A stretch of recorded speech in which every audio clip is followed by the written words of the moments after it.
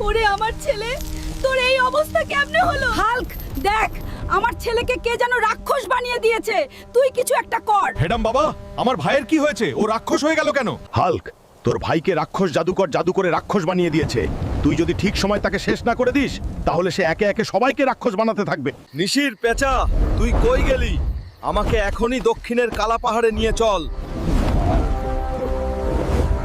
যেভাবেই হোক এই রাক্ষস রাজাকে হারিয়ে সবাইকে তার অভিশাপের প্রভাব থেকে মুক্তি করতে। রাক্ষস রাজা, আমি আসছি তোর জম হয়ে। এই রাক্ষস রাজার সৈন্যরা, তোরা আমার সামনে ময়লা ছাড়া আর কিছুই না।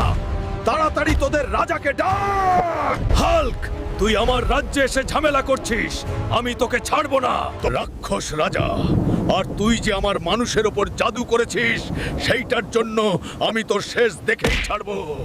হাল্ক, তুই আমার সামনে কিছুই না। আজ থেকে